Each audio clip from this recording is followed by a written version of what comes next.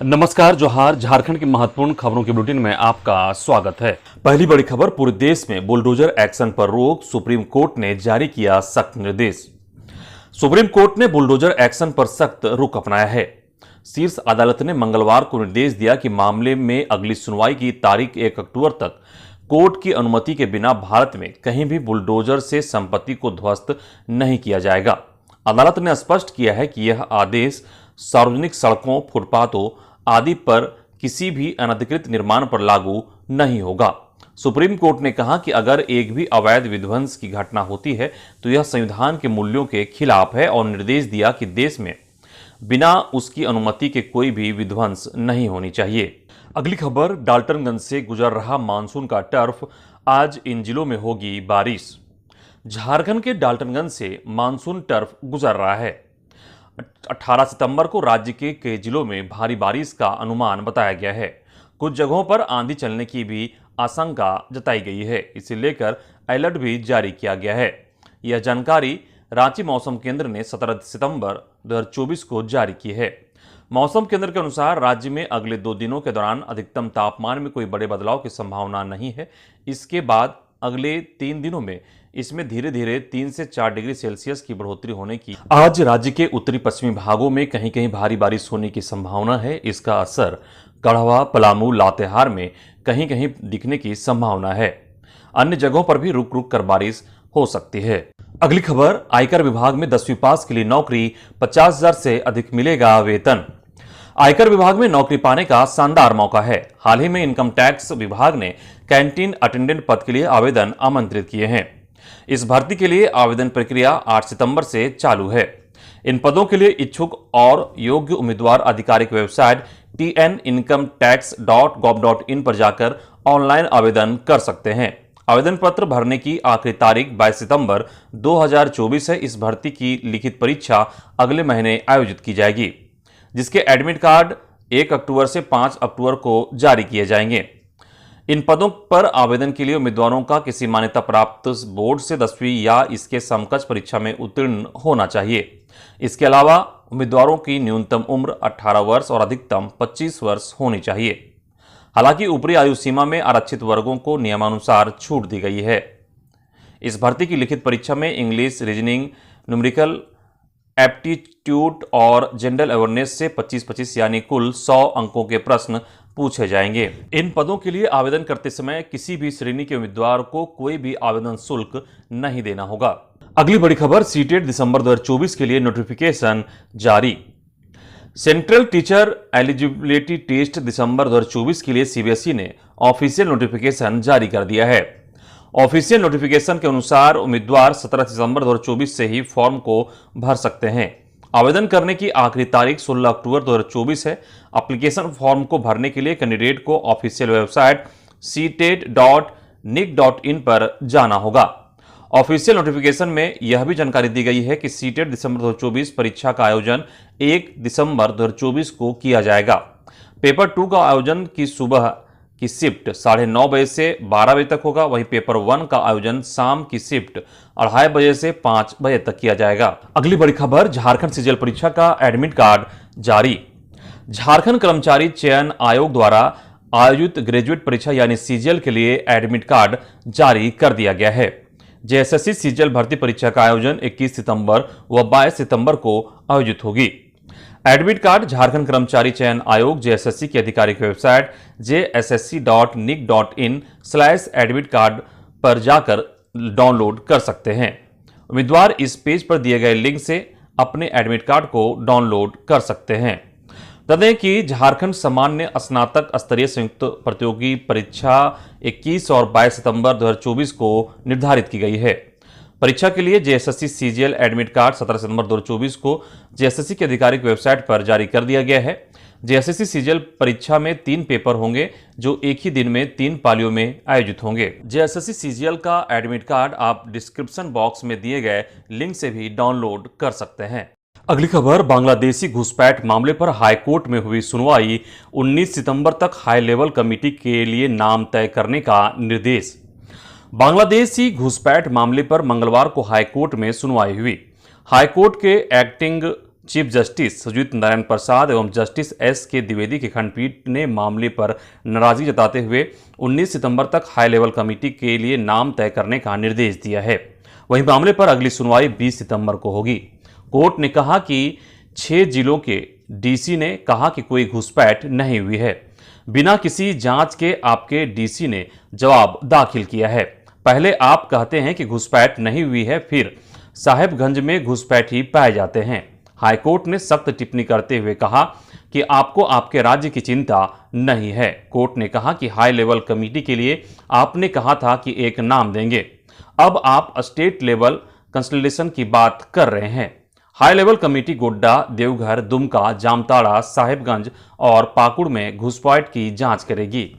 अगली बड़ी खबर, रांची में रेल हादसा, मोरी और रांची रेलवे स्टेशन के बीच पटरी से उतरी मालगाड़ी। रांची में एक बड़ा ट्रेन हादसा टल गया। मोरी और रांची रेलवे स्टेशन के बीच लगाम गांव के पास मालगाड़ी का इंजन पटरी से उतर गया। इसके बाद एक बड़ा हादसा टल गया। घटना की जानकारी मिलने के बाद रेलवे के अधिकारी और पुलिस के जवान मौके पर पहुंचकर कैंप कर रहे हैं। डौ रेल लाइन पर आवागमन पूरी तरह से बाधित हो गया है। यह घटना मोरी रेलवे स्टेशन से करीब 10 किलोमीटर दूर है, जिस क्षेत्र में रेल दुर्घटना हुई है सुइसा रेल डिवीजन में अंतर्गत आता है। अगली बड़ी खबर, प्रधानमंत्री नरेंद्र मोदी के तीसरे कार्यकाल के 100 दिन पूरे, प्रदेश अध्यक्ष बाबूलाल मरांडी ने गिनाई उपलब्धियां। भाजपा प्रदेश अध्यक्ष व पूर्व मुख्यमंत्री बाबूलाल मरांडी ने प्रदेश कार्यालय में प्रेस वार्ता कर प्रधानमंत्री के तीसरे कार्यकाल के 100 दिन की उपलब्धियां गिनाई। साथ ही उन्होंने पीएम मोदी को उनके जन्मदिन पर और 100 दिनों के कार्यकाल पूरी होने पर बधाई व शुभकामनाएं दी। बाबूलाल मरांडी ने कहा कि तीसरे कार्यकाल के 100 दिन की उपलब्धियां बेमिसाल हैं। 100 दिन में 3 लाख करोड़ की योजनाएं स्वीकृत हुई हैं, जिससे देश का सम्मान दुनिया में बढ़ा है। अगली बड़ी खबर, सीएम हेमंत सोरेन ने की भगवान विश्वकर्मा की पूजा, झारखंड वासियों के लिए सुख समृद्धि की कामना की। मुख्यमंत्री हेमंत सोरेन ने देव शिल्पी भगवान विश्वकर्मा पूजा के अवसर पर कांके रोड रांची स्थित मुख्यमंत्री आवास में भगवान विश्वकर्मा की पूजा अर्चना की। साथ ही उन्होंने राज्यवासियों की सुख समृद्धि एवं उन्नति की कामना की। मुख्यमंत्री ने समस्त झारखंड वासियों को भगवान विश्वकर्मा पूजा की हार्दिक बधाई एवं शुभकामनाएं दी। पूजा करते तस्वीर शेयर करते हुए मुख्यमंत्री हेमंत सोरेन ने सोशल मीडिया एक्स पर पोस्ट किया, जिसमें उन्होंने लिखा कि भगवान विश्वकर्मा सभी को सुख, शांति, समृद्धि और स्वस्थ जीवन प्रदान करें। अगली खबर, अमित शाह के संथाल दौरे को लेकर एक्टिव हुई बीजेपी, अनंत ओझा ने किया कार्यक्रम स्थल का भूमि पूजन। झारखंड विधानसभा चुनाव को लेकर संथाल प्रगना में बीजेपी एक्टिव हो गई है। केंद्रीय गृह मंत्री अमित शाह 20 सितंबर को भाजपा परिवर्तन यात्रा का शुभारंभ अमर शहीद सिद्धो कान्हू के जन्मभूमि भोगनाडीह से शुभारंभ करेंगे। भोगनाडीह के बाद अमित शाह साहिबगंज पुलिस लाइन मैदान में विशाल जनसभा को संबोधित करेंगे, जिसकी तैयारी को लेकर राजमहल के बीजेपी विधायक अनंत ओझा ने कार्यक्रम स्थल पर पहुंचकर भूमि पूजन किया। इसके बाद पंडाल बनाने की तैयारी शुरू किया गया। इस दौरान जिला अध्यक्ष उज्जवल मंडल सहित अन्य बीजेपी के नेता मौजूद रहे। अगली बड़ी खबर, झारखंड में बांग्लादेशी और रोहिंग्या घुसपैठ की जांच करेगी ईडी, दर्ज किया केस। झारखंड में मनी लॉन्ड्रिंग की विभिन्न मामलों की जांच कर रही ईडी अब राज्य में बांग्लादेशी व रोहिंग्या घुसपैठ मामले की जांच करेगी। ईडी ने इस मामले में एक नया केस दर्ज किया है। ईडी ने यह केस रांची के बरियातू थाने में गत 4 जून को कांड संख्या 188/2024 में दर्ज प्राथमिकी के आधार पर किया है। पूरा मामला रांची के बरियातू थाना क्षेत्र के हिल व्यू रोड वाली रिजॉर्ट से 3 संदिग्ध बांग्लादेशी युवतियों की गिरफ्तारी से संबंधित है। गिरफ्तार तीनों युवतियों की पहचान बांग्लादेश के चट्टग्राम की रहने वाली निम्पी बिरुआ, समरीन अख्तर व नीपा अख्तर के रूप में हुई थी। तीनों ही युवतियों को मनीषा राय नामक की एक अन्य लड़की की मदद से कोलकाता लाया गया था। पुलिस की छानबीन में यह पता चला था कि 31 मई की आधी रात को ये तीनों युवतियां 3 अन्य युवतियों परवीन, झूमा और हासी के साथ निजी एजेंटों की मिलीभगत से जंगल क्षेत्र से फेंसिंग काटकर अवैध रूप से बांग्लादेश सीमा पार कर भारत में दाखिल हुई थी। पुलिस उनकी भी तलाश कर रही है। पुलिस की छानबीन में पकड़ी गई तीनों लड़कियों ने अपना नाम पायल दास, अनिका दत्ता और खुशी बताया था। इसी नाम से इनका भारत में फर्जी आधार कार्ड भी बना था। अगली खबर, नवोदय विद्यालय में नामांकन के लिए आवेदन की तारीख बढ़ी। देश भर के जवाहर नवोदय विद्यालय में कक्षा 6 में नामांकन के लिए वर्ष 2024 में होने वाली चयन परीक्षा के लिए ऑनलाइन आवेदन की अंतिम तिथि 23 सितंबर तक बढ़ा दी गई है। इस आशय की जानकारी देते हुए जवाहर नवोदय विद्यालय पूर्वी सिंहभूम के प्राचार्य डॉक्टर जनार्दन सिंह ने कहा कि अभिभावकों की मांग पर नवोदय विद्यालय समिति ने चयन परीक्षा के माध्यम से कक्षा 6 में नामांकन के लिए ऑनलाइन रजिस्ट्रेशन की तारीख 23 सितंबर तक विस्तारित कर दी है। इससे पहले ऑनलाइन रजिस्ट्रेशन की आखिरी तारीख 16 जुलाई से 16 सितंबर तक निर्धारित था। अगर आपने भी अब तक अपने बच्चे का रजिस्ट्रेशन नहीं किया है तो आप इन दो वेब एड्रेस पर जाकर पंजीयन कर सकते हैं। ये वेब एड्रेस है www.nbssadmissionclass9.in अथवा www.navodaya.gov.in पर भी जाकर आवेदन भर सकते हैं। अगली खबर, हेमंत सरकार की फूलो झानो योजना आशीर्वाद योजना से महिलाएं बन रही आत्मनिर्भर।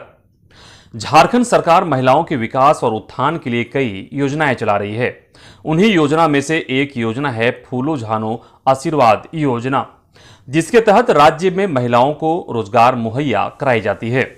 इस योजना का उद्देश्य सरकार द्वारा हड़िया दारू के निर्माण या बिक्री से जुड़ी हुई महिलाओं को सम्मानजनक रोजगार देना है।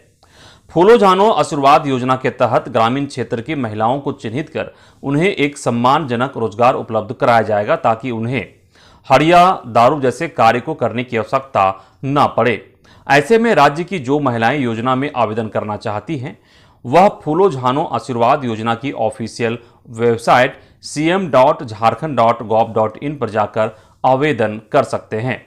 झारखंड सरकार ने वर्ष 2020 में हड़िया दारू बेचने वाली ग्रामीण महिलाओं के लिए फूलो झानो आशीर्वाद योजना की शुरुआत की थी।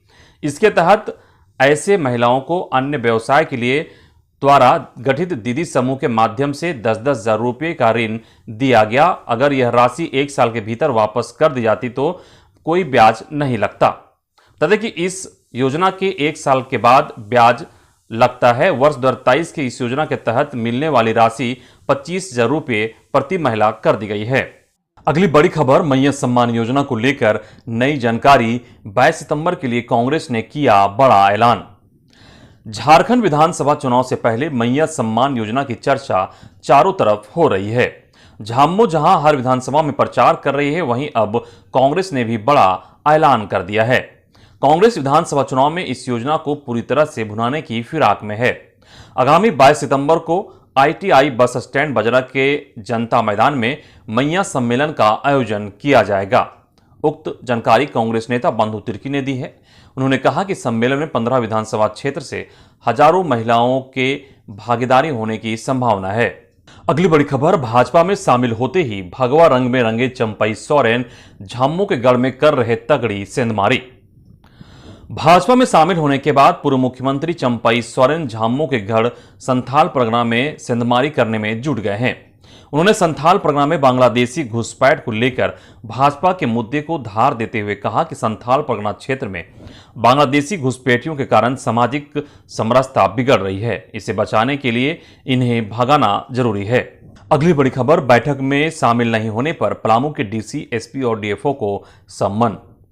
पलामू में राष्ट्रीय अनुसूचित जनजाति आयोग की बैठक में शामिल नहीं होने पर पलामू के DC, SP और DFO को सम्मन जारी किया है। जानकारी के मुताबिक राष्ट्रीय अनुसूचित जनजाति आयोग के सदस्य आशा लकड़ा पलामू दौरे पर हैं। वहां उन्होंने समाहरणालय सभागार में बैठक बुलाई थी। बैठक में जिले के DC, SP और DFO शामिल नहीं हो सके। हालांकि पलामू जिला पुलिस प्रशासन के तमाम वरिष्ठ अधिकारी बैठक में उपस्थित थे। बैठक के बाद आशा लकड़ा ने पत्रकारों को संबोधित करते हुए कहा कि जिला के 3 वरिष्ठ अधिकारी बैठक में शामिल नहीं हुए हैं। यह गंभीर मामला है। उन्होंने इसे लेकर नाराजगी जताते हुए कहा कि तीनों अधिकारियों को सम्मन भेजा जाएगा। अगली खबर, आदिवासी भाषा हो 8वीं अनुसूची में शामिल होगी, गृह मंत्री से मिला आश्वासन। झारखंड, उड़ीसा, पश्चिम बंगाल और असम में रहने वाले आदिवासी हो समाज के परिजनों की कई वर्षों से मांग थी कि हो भाषा को भारतीय संविधान की 8वीं अनुसूची में शामिल किया जाए। इस संदर्भ में असम के CM हेमंत बिस्वा शर्मा ने आदिवासी हो समाज युवा महासभा और अखिल भारतीय हो भाषा एक्शन कमेटी के एक प्रतिनिधिमंडल के साथ गृह मंत्री अमित शाह से मुलाकात की। इस मुलाकात के बाद शर्मा ने मीडिया से कहा कि गृह मंत्री ने इस प्रतिनिधिमंडल की बात को सुनी और आश्वासन दिया कि भारत सरकार उनकी इस मांग पर विचार करेगी। साथ ही यह भी कहा कि मोदी सरकार देश के हर समाज की संस्कृति को संरक्षित करने के लिए प्रतिबद्ध है। अगली खबर, पलामू में 5 माह पहले बनी थी पुलिया पहली बारिश में हो गई ध्वस्त। खबर के मुताबिक 5 माह पूर्व जिला योजना से विश्रामपुर प्रखंड के मल्लाह टोली गांव में धनकाई नदी पर बना पुलिया पहली बरसात में ही ध्वस्त हो गई। नदी की तेज बहाव से लोगों का आना जाना खतरों से भरा पड़ा है, जिसके कारण लोगों का आवागमन प्रभावित हो गया है। गांव के लोग इसके लिए जिम्मेदार विभागीय पदाधिकारी को ठहरा रहे हैं। निर्माण कार्य के क्रम में किसी के द्वारा इसकी गुणवत्ता की जांच भी नहीं किया गया और न ही किसी के द्वारा स्थलीय निरीक्षण। अगली बड़ी खबर, गुमला में इनामी नक्सली चढ़ा पुलिस के हत्थे, एक अन्य मामले में 2 और गिरफ्तार। गुमला जिला पुलिस ने बिशुनपुर थाना क्षेत्र के करमटोली गांव से झारखंड सरकार द्वारा घोषित 1 लाख रुपए का इनामी नक्सली पांचा उरांव को गिरफ्तार करने में सफलता हासिल की है। इसकी जानकारी जिला पुलिस ने दी है। इस मामले को लेकर गुमला पुलिस ने प्रेस विज्ञप्ति जारी कर बताया कि नक्सली सदस्य पांचा उरांव पर घाघरा थाना में विभिन्न मामले में दर्ज के तहत पुलिस को तलाश थी। वहीं दूसरे मामले में गुमला पुलिस ने प्रेस विज्ञप्ति जारी कर कहा कि पालकोट थाना के मामले में 2 अभियुक्तों को गिरफ्तार कर जेल भेजा गया है। इधर हजारीबाग जिले के चौपारण में तेज रफ्तार कंटेनर ने बाइक सवार को कुचला, मौके पर ही दर्दनाक मौत। खबर हजारीबाग जिले के चौपारण प्रखंड के जीटी रोड का है, जहां पिलर संख्या 18 के पास बड़ा हादसा हुआ। हादसे में बाइक सवार एक युवक की मौत हो गई। वहीं घटना से गुस्साए लोगों ने जीटी रोड को जाम कर दिया। घटना की सूचना पर मिलने पर पुलिस लोगों को समझाने का प्रयास कर रही थी। मृतक का पहचान चौपारण चट्टी निवासी पिंटू केसरी के पुत्र प्रीतम केसरी उम्र 18 वर्ष के रूप में हुई है। वह अपने घर का इकलौता वारिस था। अगली बड़ी खबर, नदी में डूबे 3 बच्चे, ग्रामीणों ने किया रेस्क्यू। कोडरमा जिले में पिछले 3 दिनों से लगातार बारिश से नदियों का जलस्तर बढ़ गया है। मंगलवार को जिला के बराकर नदी में स्नान करना 3 बच्चों को भारी पड़ गया। यह घटना जयनगर थाना क्षेत्र के सतडीहा की है, जहां गांव से गुजर रही बराकर नदी में 12 से 13 साल के 3 बच्चे नहाने के लिए गए थे। इसी बीच अचानक नदी में पानी का तेज बहाव आ गया और तीनों बच्चे बहने लगे। हालांकि तीनों बच्चों ने सूझबूझ को दिखाते हुए एक दूसरे का हाथ थामे रखा और मदद के लिए आवाज लगाई। इस बच्चों की आवाज को सुनकर जैसे ही ग्रामीण पहुंचे, बच्चों के बीच नदी के बीच देखकर हड़कंप मच गया। बच्चों को बचाने के तरकीब ढूंढने में ग्रामीण जुट गए। किसी तरह बच्चों तक ग्रामीण रस्सी फेंकने में सफल हो पाए और गांव से तकरीबन 2 किलोमीटर दूर सतडीहा पुल के पास ग्रामीण जमा हुए और रस्सी के सहारे बच्चों को खींचकर पुल के नीचे तक लाया। इसके बाद रस्सी और सीढ़ी के सहारे एक एक कर तीनों बच्चों को पुल के ऊपर खींचा गया। तब कहीं जाकर बच्चों की जान बच